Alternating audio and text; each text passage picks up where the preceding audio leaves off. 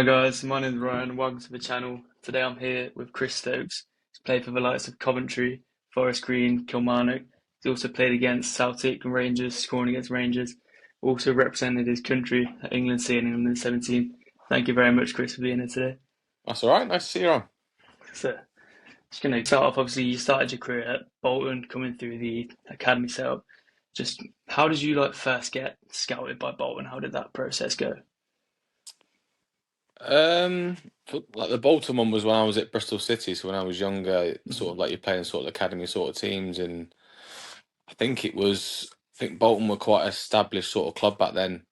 So that's obviously scouts around here, around everywhere, and it was just one of them. I think they watched a sort of, I can't remember exactly what game it was, but obviously watched some sort of academy game when I was younger. I think it was under 13 sort of level, and then asked me up to have a little further look at me. I think Bristol City were League One sort of level that time, so a bit down lower down. So yeah, asked me up for a trial. I was up there for, I'll say, 2 or 3 weeks, had a little look, and then so it just progressed from there, really. And then what was that? How difficult was it to kind of adapt from youth football to professional football, both on the pitch, off the pitch? How difficult was that? Yeah, massively. So you go from, say, just playing against people your own age, and suddenly you get to 15, 16, and you're then on the fringe of the reserve. It was like reserve team football. Now it's like under 21 football. Back then when I was playing, it was reserve football. So it was, you come up against, say, not just under 21s, it was 30, 35-year-old men, a full team of them, not just a few of them. There was loads of them. So, say at 15, 16 to play against the likes of, say, the established sort of players, you sort of got to learn quick and you got to learn fast because if you don't, the game just goes by and you end up staying out of the game. So it was a quick sort of adapt to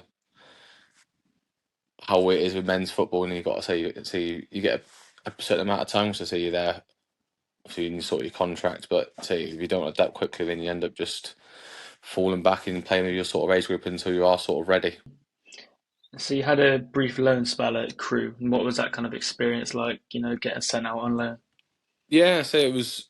I say you're playing for a living a bit. I say you're going Mm. into a change room where so a lot of people say you're going see people playing for them like their livelihoods, and that's you're playing every point means something.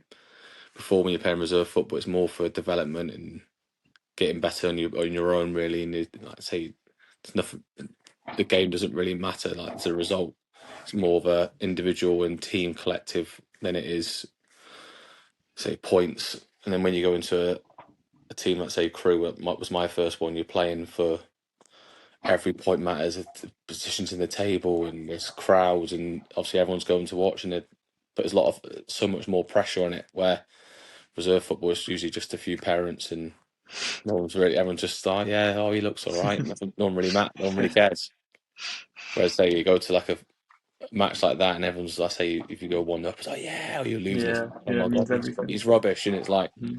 so you got yeah that's probably one thing that say hits you straight away. Mm. And then so after Bolton and Crew, you moved on to Forest Green for your first stint.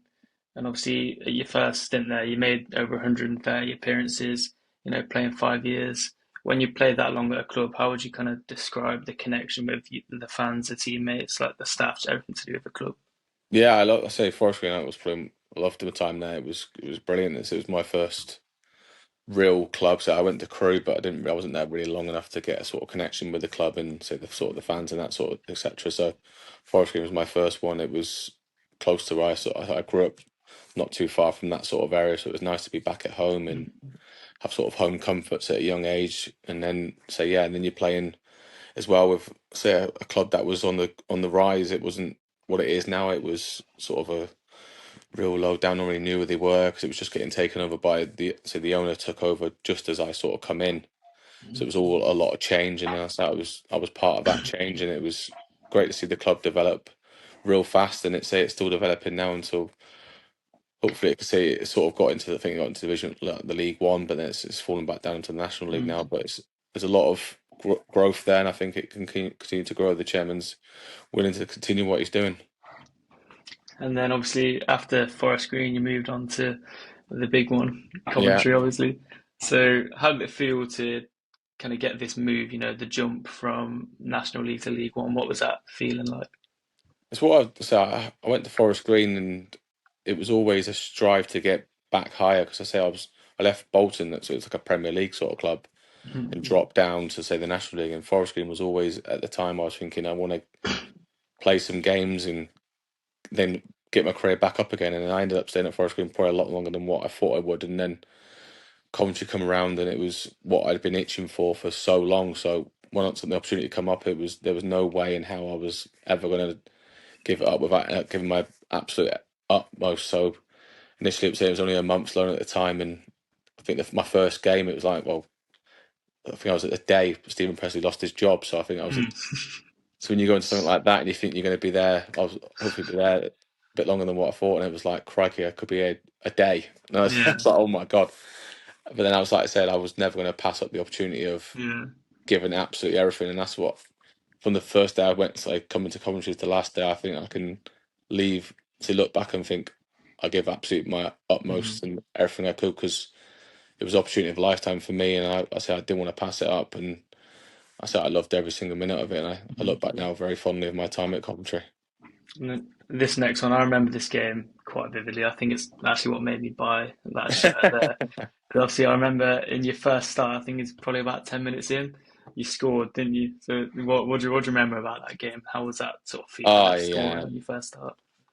I think from what I was playing in, I think my last game at Forest Green was some. Well, I'd say like I can't remember the team. It was like I say a rundown ground and everything like that. When we come to the first away game was Sheffield United, and the first home Mm, game was say at the Rico, which is such a fantastic stadium, and yeah.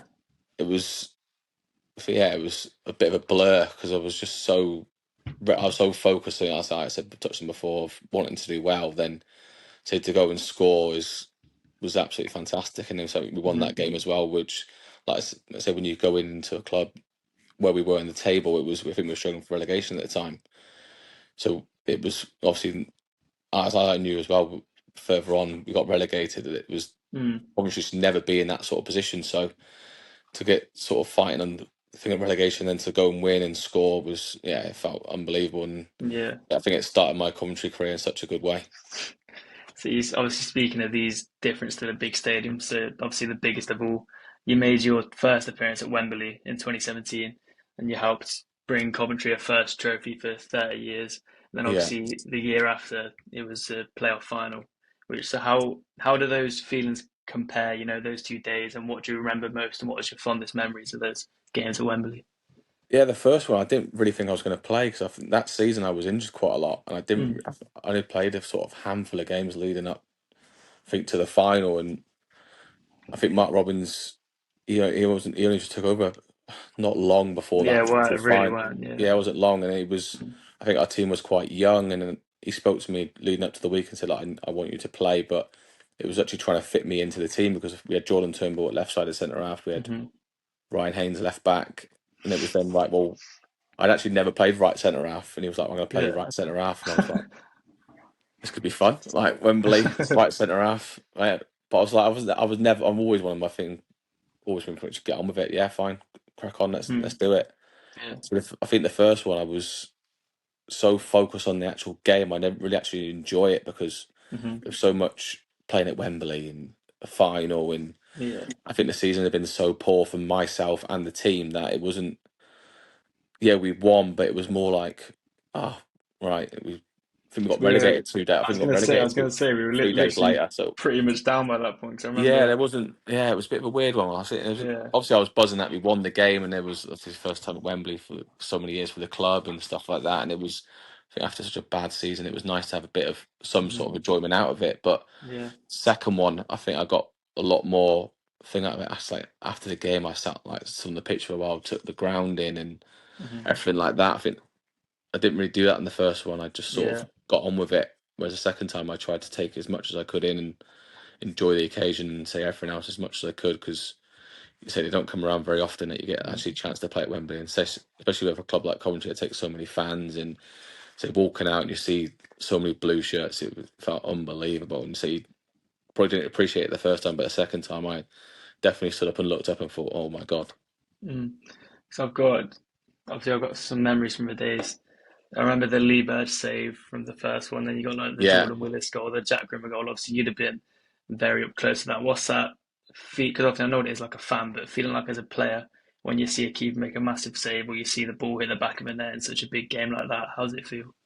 Yeah, with like the saves and stuff. I think you just there's nothing to Birdie. It's like it's sort of his job to like. So it's like you thinking just save it. Like come on, mate. Yeah. So you like well, obviously when they pull off a good save, you're thinking good. Like that's because Mm. I think Oxford towards the end of that game were putting so much pressure on us. Yeah. And I think if that gone to extra time, it'd been. I think they would have blown us out the water because we Mm. were on our sort of last legs. We were hanging in there. I think a lot of us were getting cramp, and yeah, it was that last sort of 10 minutes felt like a lifetime. Whereas, Mm. like say the Exeter game, I think so we were 3-0 up, and I think the Yeah, three goals we that was scored, dead and dusted, wasn't it? Yeah. especially like Willis's, I've never seen Willis hit a ball like that in my life. Yeah, So I know. Yeah.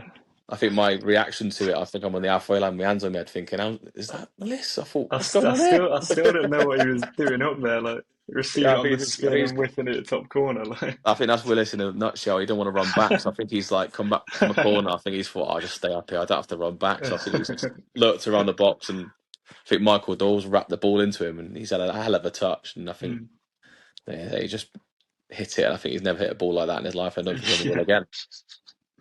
And so during that League Two season we mentioned, obviously we spoke about the playoff final, and then there was the Notts County games. I remember being at the away game. That's probably one of the best games I've been to. How would you Yeah, like focus and prepare yourself for big games such as that? Because that Notts County game, well, at the time and it was, but felt absolutely massive. Like, how did you prepare yourself for that? yeah. I think that game was my favourite game probably in my whole career. Mm, I think it was just it was a lot of pressure on that game because, like I say, we felt as a club, as say players at the club, so much thing to get out that division straight away because mm, the club should have never been in that position. There was a lot of going on that season. The fans were on, like I say, there's so many times coming on the pitch and throwing stuff on the pitch, and there's something going on with the owners, and it was. I think in League One there was a little bit, but say when we got into Division Two, it was yeah, got so bad. much, yeah, Mm, so much hate towards it, and I think if we hadn't got up that season, I don't know what would have happened. So mm, going into that, I said we clinged into the playoffs, didn't we? I think the last game of the season we drew with yeah, Morecambe yeah. in Hmm. sort of that Yeah, famous game when nothing really happened. yeah. I remember what that there was allegations of fixing. I remember because literally Yeah, nothing happened in the game. I think yeah, no, it was obviously then you get to the playoffs and you're like looking at. I think Notts County had a good sort of season that year as well, and then you're thinking right, we just. I think we were at home the first game and we drew, and you're going away and you think it's going to be tough because That was the problem. It was going away with just a draw. It was just like a draw, this yeah, could be a and problem.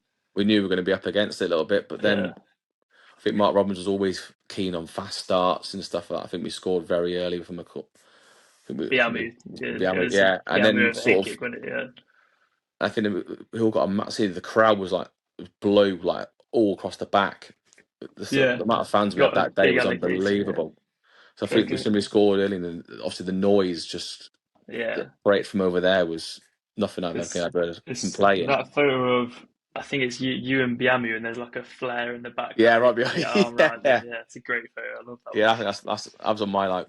I see you watched that picture for so long now of my Yeah, love that picture. So me and Max always talk about it as well, like saying it's like one of our sort of best moments. And yeah, I think it's there because we started so well in that game. It created because they had obviously a good atmosphere as well from their fans, and mm, it just got silent straight away from yeah, theirs. hmm, It was just a euphoria of blue for so long in that game, and yeah, it just yeah, it just kicked us on for the rest of the game. yeah.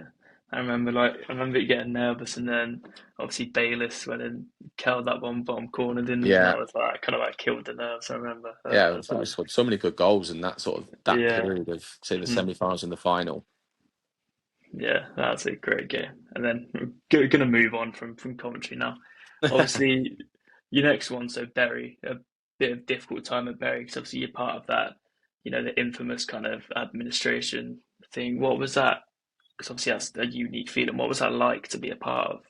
Yeah, it was horrible, and you you never really believe it's going to happen. I think when it was like talks of oh you're not getting paid and stuff like this, you're thinking really like you just didn't. Mm, I just didn't believe that was actually a thing in football. I thought football was so well regulated that not being paid and staff not being paid and the club could go out of existence. I thought this this. can't happen, but it did. It went Mm. on for so long, and it wasn't just a few weeks. It was like months. It was like six months we weren't actually paid. And at Really? the I time, didn't know it was that long. yeah, it was sort of around a sort of Yeah. January sort of period, and we think we were like second in League One, like I think Yeah. League Two at the time. So we Hmm. were doing well on the pitch, and then you got all this stuff going on in the background. Where see, I think that's why we probably just got on with it because I didn't actually believe it. I think I Mm. didn't really sink home that this is actually really happening.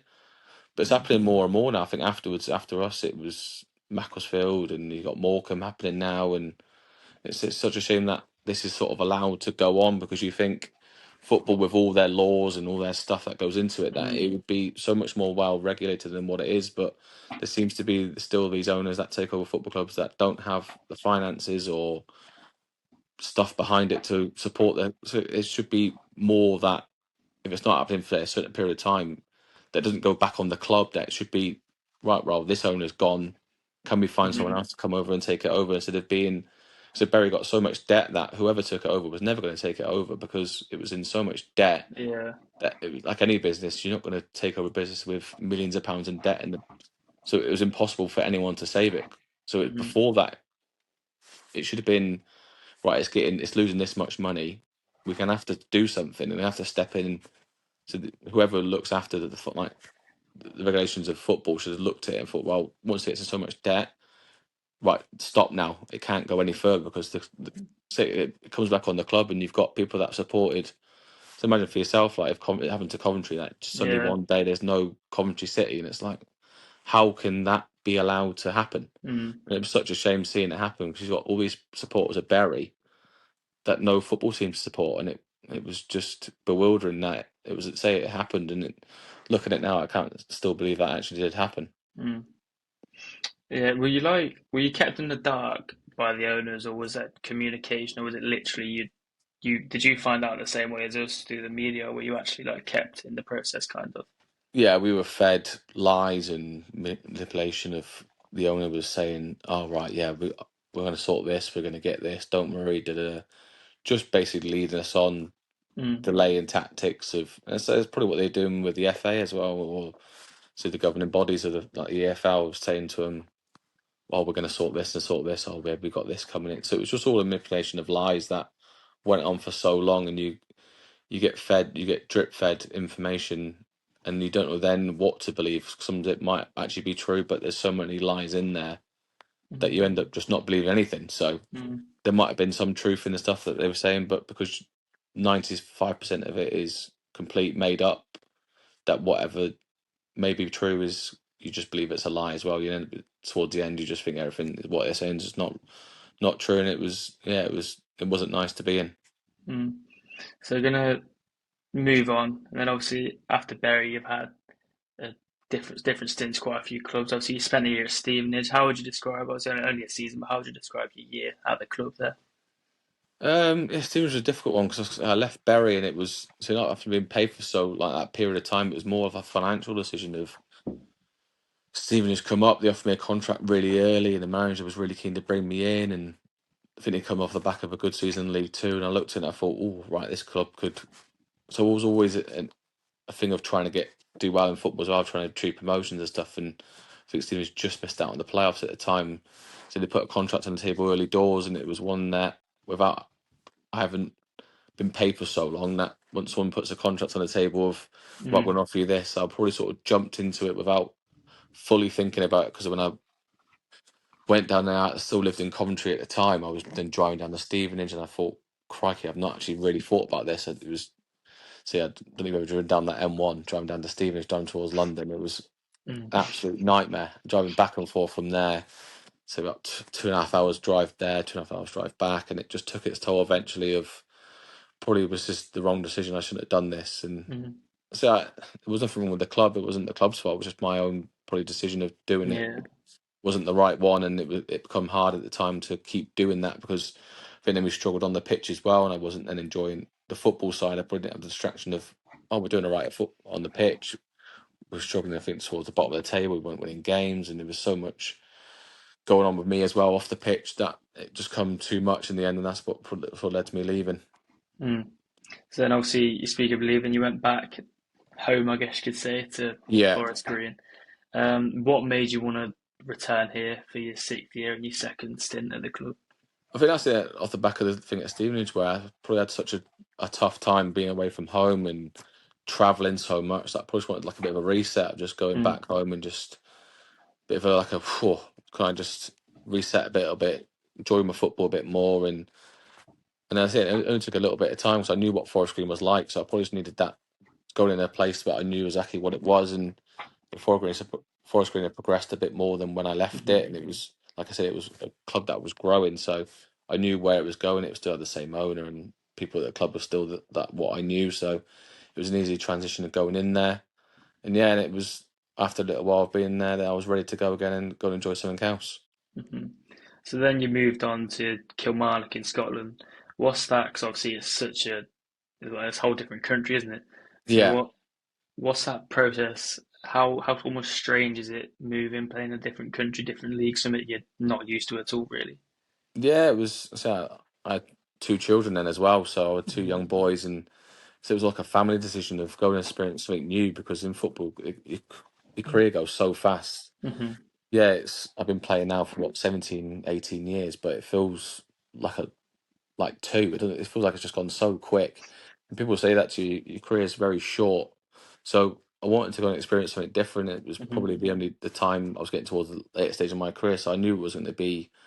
I wasn't having these many more opportunities to go and experience something different. So when it come up, it was I say it was an exciting challenge, and say Kilmarnock, I knew of Kilmarnock. I knew it was a big football club, and they'd just been relegated to the Scottish Championship at the time, so it was like a challenge of going up there and right, can we get back, like say sort of the Coventry one where you got a big football club drop down a division that they shouldn't be in. hmm Can I go up there and do what I did at Coventry and get it back up? And I knew when we did that at Coventry how good that feeling of was of say putting promotions and stuff like that. So that was a sort of the thing to go up there and say again, experience something new as well, playing against all these teams that I never played because when you're in the football pyramid, you feel like you're playing against the same teams and same players all the time. Now it feels hmm you go on the pitch and it's like, oh yeah, mate, hi mate, you're right, yeah, nice to see you. Da, da, da. Yeah. You think it's a bit samey, so I thought, oh yeah, go and experience something new and say, I absolutely loved it up there as well. And then, so you played against, well, the massive two, Celtic Rangers. What's it like? Obviously, you scored against Rangers, but playing in those environments, massive stadiums. I've been to Celtic Park myself. It's like surreal. Like, what's it Yeah, like playing on the pitch, just being close to those stadiums, the fans, the noise? I think because I had such the thing of Coventry of I think that helped me in my like for my own personal thing. It was playing for Coventry where you got such a massive club with massive fans that I sort of was used to sort of that environment of going into playing in big stadiums and big pressure and all that demand to win. Because say at Coventry where we were at the time, every game felt like we should be winning. So that Hmm was I was sort of I didn't really feel the thing of going up to Celtic and Rangers and having that pressure because, like I say, it was played it how many odd people were at Wembley and Mm. that thing. So it wasn't really a massive, but say it's just something new and it was more of an enjoyment for me to. I didn't say it wasn't really a pressure. It was more of a, oh, this is oh, how good this is. This is I've Mm. got to enjoy myself and got to enjoy them sort of games because I say it was something new and something different. hmm And then since then, you've moved about quite a few clubs. Obviously, Morecambe, Barrow, AFC Flight. I was going to ask about Barrow. Obviously, speaking of the big stadiums, you played against Chelsea. At Yeah. Stamford Bridge. What was that experience like? Again, it's just more of enjoyment now. So I'm getting towards your back end. Mm-hmm. If I'd been younger, I'd probably been a lot nervous and been like, "Oh my god, I'm playing against Chelsea. All these like, look at all these players. Oh my god, like it's going to be what's on TV. I can be a bit nervous." But I wasn't. Yeah, I wasn't like that. It was more go and enjoy it. See my two boys were there, and it was probably more for them. Like, "Oh, Dad, you're playing against Chelsea." I'm like, "Yeah, how good's that?" And it's good, isn't it? So it was more of I just went and enjoyed it, and yeah, enjoy the day and enjoy the occasion. And say I probably didn't do that as much when I was younger. I didn't really enjoy foot because it felt so much pressure that I didn't really get to enjoy the playing in these stadiums and playing in these matches. Mm-hmm. Whereas now I'm sort of coming towards the end. I appreciate every game and every sort of time I get to play, say, likes of Chelsea, that go and enjoy it because they don't come around too often. Yeah. They football becomes so much pressure and so much hype on players to do well and all that sort of stuff. Like, it can sort of eat you up too much, and you don't actually get to enjoy it. And say I want to enjoy football as much as I can, and so that was probably more that one of the Chelsea game. Just go and enjoy it, and Mhm. so yeah, and go and have a bit of fun. And then obviously just recently you've moved clubs to Curzon Ashton. Yeah, How excited are you for, this kind of new chapter with a new club? yeah. So just want to keep playing. I want to keep enjoying football, and so family's important to me as well. With being settled and being say it's not too far from where I live, and I knew the club as well because we trained there when I was at Barrow, so I got a little feel for it, and it's like a nice little family club, and everyone was so welcoming when I signed there, and it's got a great set of boys. I know a couple of the boys before, so I thought, well, if they've been there for a little while, it must be a good little club, and you get a nice little feel for it. And so I've only been there a short period of time, but I'm really enjoying myself so far. And then just finally, obviously you've represented England C, England in the 17s. What's that feeling of representing your country like, that experience? Yeah, because obviously when I was younger, that again was it's like so much. It was like got like pressure on it because you're playing for your country and you're really wanting to do well. You've got all these good young players that are probably looking back on it. I didn't really enjoy it because, like I said, I was so hyped up and wanting to do well and thinking I have to play well every game, every minute. That I look back on it, I've not really got too many good memories of it because it was Mm, again, it was at the time I was so thinking wanting to do well that I was just so focused on the matches like it's all a bit of a blur because mhm, I can't really remember the sort of the games that too well because I was so hyped up and being so focused that yeah, it's all just complete blur to me. But I say at the time, obviously playing for your country is such a good thing, and yeah. I'm so fortunate to play with so many say good young players. But I was so focused and so determined to make it as a professional footballer back then that yeah, I don't really have that many good memories of it. It was more of looking back, thinking, oh, I got a shirt, but I don't have, say, too many good memories of it. It's a bit Mhm. strange, really. Would you say that's a regret of yours, maybe not enjoying your career when you were younger, or would you not change it? You're not bothered by that? Yeah, I think because I think it's difficult because if you're not fully focused when younger, I don't think you get to my stage now where Yeah. I can enjoy it. Because Hmm. sort of a lot of players do drop out the game at that sort of 18, 19, 20-year-old period where they're probably not fully focused there because there's so many distractions in life when you're that Hmm. age that you can go off and do different things and like life's so exciting when you're that age because there's so much going Hmm. on. Yeah. Whereas I was so ingrained that I wanted to be a professional footballer that I probably didn't enjoy the other parts of what I could have done. But yeah, I look back at it now. If I probably didn't be fully focused, I might not have made it. So Hmm. I got some enjoyment out of my younger sort of stage and made some good friends. And but for football was my priority focus back then, and that probably didn't take too much enjoyment out of it. But say now that I'm trying to make up for it. But Hmm. Yeah. So all out of questions, but just thank you very much for all right, helping me with this. I really appreciate it. no problem. Thank you very much. Nice to All speak to you right, again. see you, mate. Take care. See you soon. Bye bye. Thank you. Bye bye.